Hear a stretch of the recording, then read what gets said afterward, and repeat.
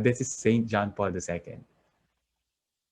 I read the book to prepare this class, and it's entitled, it's in Spanish still, Characters and Their Virtues. So the main virtues that we studied had a particular figure to exemplify this virtue. St. John Paul II was chosen to be this model of faith. In his inaugural speech, he wanted us, and he also exemplified in his life, not only preaching, but also the testimony of his own, not to be afraid. Do not be afraid. Netimias. And open our doors of our hearts so that Christ can enter. This phrase is interesting. 365 times in the Bible is mentioned. What is faith? It is abandoning ourselves, not to be afraid of committing mistakes or whatever, to entrust ourselves to God so that we can know Him more and love Him better. And that's faith in the life of one man. Not a singular act, because virtues are permanent, firm dispositions, but as a constant, they possess the faith, the saints and the holy souls. When asked about hope, this author, the author of this book, his name is Pedro. He's a priest actually. Estaun. He said that the example, great example of hope, is Venerable Van Thuan. Maybe you've heard of him. He's a Vietnamese who suffered persecution with an imaginable scenario. He was there, this is his image, celebrating Mass in prison. He would ask for a medicine, a wine, and also some food, bread. And he had great faith and also hope in the salvation of the Mass. That hope that allows us to think that the world here is not the permanent one. It is but the kingdom of God. We hope for the good things to come. A theological virtue we have to ask from our Lord. Theological virtues are gifts, are dispositions coming from God that allow us to know Him, to have hope in Him, and to love Him, charity. And for charity, the example of Don Pedro Estaon is Mother Teresa. I think it's obvious why. Because he not only said many things about charity, but also lived it in helping the poorest of the poor. He has this quote, give, but give until it hurts. And he exemplifies the charity of God in accepting and serving even non-Catholics, even Hindus, embracing them in their needs, in their utmost poverty. And that's charity, something that is God-given. Okay? I think you also know the other figure here. Of course, that's Blessed Alvaro del Portillo, who is the successor of Saint Maria, and I have great devotion to him. And Blessed Alvaro is also an example of a human virtue called fidelity. If you read his biography, you will see that he wanted to be a shadow of Saint Maria in everything. Faithful to that charismal grace that carries him, that God has given him. Okay, I finished the theological version of this slide. Don't be dizzy with the next slide because there will be many faces. Because there are many virtues which we will in fact acquaint ourselves with in today's class. And Pedro Estaon gave us great examples of these virtues of prudence, justice, fortitude, and temperance, which we call, I'll just summarize it, cardinal virtues, because almost everything fall under them. I said almost, the Catechism says actually all, but there are many schools of thought on this. I just realized after researching. It comes from, in the Greek philosophies, the Stoics, they think everything really fall into those. But you have other frameworks like Aristotle's, like Plato's. And in Catholicism, this is not, you would say, pure hard dogma. It respects different schools of thought. The main point is that we have to be virtuous now. Now, because we can see several virtues, some of them can easily fall into one, others can stand on its own, as some have theorized. Okay, but first, the theological virtues. You may have heard of Saint John Navarrete Molla. He's a known saint of the 20th century who decided, no, to die instead of the child in her womb, no, to pass on. No, she was a doctor. She wanted to be a missionary, very faithful to the church's teaching as well. She got married at the age of 32 with another who was 42, Pedro. And then her instruction in her second pregnancy was save the baby at all costs. This is a different kind of prudence. As I mentioned, this is not only the human prudence. It's not only St. Paul would say prudence of the flesh. Normally, you would think prudence is saving the mother all the time. But in his prayer, he saw it quite clearly. The baby has to be saved at all costs. And so she decided to let go of some other means that caused her death a few days after giving birth. And she's considered a saint, beatified by John Paul II. That's a different prudence now. Prudence normally entails deliberation, the very human one, and then judgment, and then execution. And we need to exercise all these. But I would say that prudence elevated to the level of grace is that prudence that you bring to prayer already the matter, which could change depending on what you see in prayer and with the spiritual direction as well. And that is human virtue prudence elevated to grace.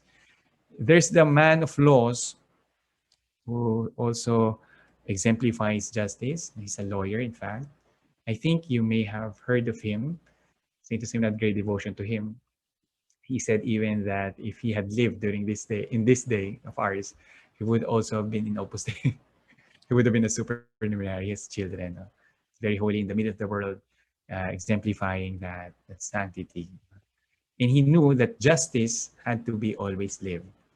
Justice not only to men, not only to the King of England, Henry VIII, but also justice to God, who is higher. And so he did not let go of principles concerning in relation to Catholic teaching, specifically defending marriage, because Henry VIII wanted to have another wife, not to divorce his present one at that time, and so it cost his life. Fortitude. Don Pedro Son gives us the example of a saint who died. He's a woman, very strong, and was discriminated throughout her life. We now address her as Saint Teresa Benedetta de la Croce, Saint Teresa Benedicta of the Cross. But she was known as Edith Stein or Edith Stein before. A great philosopher, a Jew who did not complain when the Nazis were driving her already to that station where she has to go and suffer in Auschwitz. This is a tremendous fortitude of a different kind. This is the fortitude of the saints. To be able to give our lives even, that strength, that firmness, amidst that difficulty, including giving up our own very lives. Fortitude that is supernatural. For temperance, Don Pedro used the example of a very sober man. He's a priest. His name is Saint John Mary of Vianney, who would not eat so that he could attend to souls in the confessional, who would eat, who would mortify, sacrifice his own body. He was very thin for the good of souls. And so he was very close to God. This is the sobriety that is very heroic. A sobriety or a temperance that is elevated already by grace. Okay, this next examples below, well, it depends on you if you want to consider these virtues, as I mentioned earlier, falling under one of the four, or you wanted to consider it a standalone. For example, the classics, they've always considered humility as a standalone virtue. There's a virtue that is experiencing optimism at all times because God is always with me in top of situations. And that is what we call the virtue of cheerfulness. And the example, this already Father JP who chooses the example. I think exemplified by this 14-year-old, no, 14 to 15-year-old young girl who got sick and he was so happy amidst her sickness. Her name is Alexia Barros. No? She wanted to be also in Opus Dei, but at that age, she cannot yet. And she wanted to be like her sister. She had contact with John Paul II, and also she received First Communion in Our Lady of Peace, no? In Velletevre, the general headquarters. But living the spirituality of Saint Josemaria, he discovered great peace and serenity amidst sickness. And people were so surprised. Even close to her death, the classmates, when she was saying her goodbyes already, she had that joy that everything will go well. And that is cheerfulness elevated now by grace. It's not that the joy we experience when we eat something great, joy in every meal or in simple human friendships. It's a different type of joy already. Fidelity, I use a faithful woman who is also in the process of canonization. Her name is Paquita Dominguez. Maybe you've heard of her because she, along with her husband, are already in the process of being saints. There's great devotion already towards them because of a book, a biography, which I hope you can grab. I cried when I was hearing or listening and reading this book about their biographies. I hope if you have friends or in contact with the centers, they can help you obtain one. No? Paquita Dominguez was very faithful to her husband, Tomas Alvira, till the end. She never, as a good mother, never said anything negative to the children about their father. She always wanted, with that fidelity, of hers to her husband, to follow whatever he wanted as head of the family. And I think that's holiness for many of the mothers or wives. Fidelity in a different level. In fact, the older children became um, members of Opus Dei in apostolic celibacy. Uh, Many of them, double digit even, 10 um, are in Opus Dei as numeraries, no? Because of their gift to each other. They vibrated with Saint Seminary in his charism.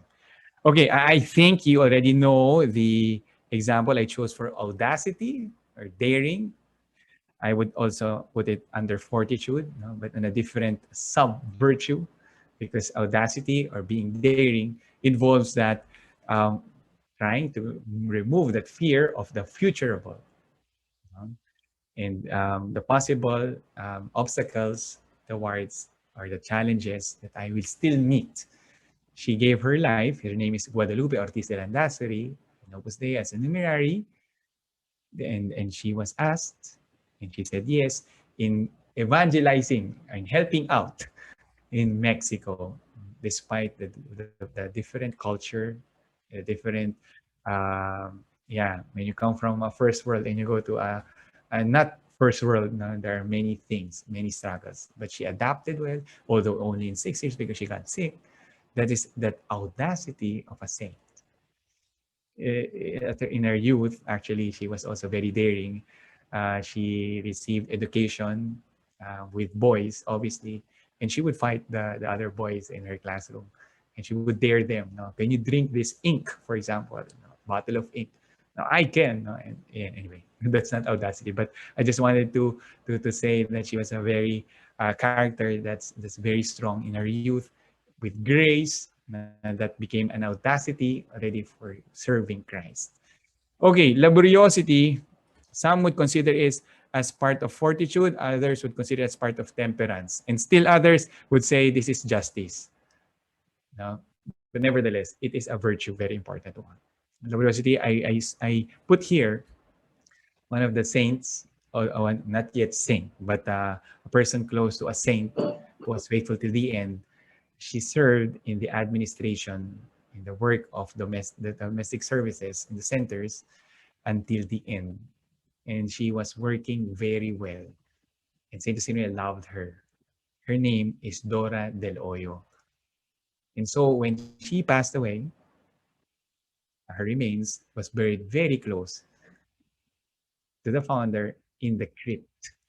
And if you go to Rome, in general headquarters, you would see her there, her remains there. So that's laboriosity for you. Okay, so many persons, so many saints, and all of them exemplified those virtues.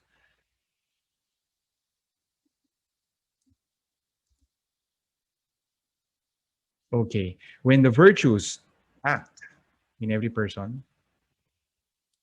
Now, don't get dizzy again with this slide. This time, not photos, but text.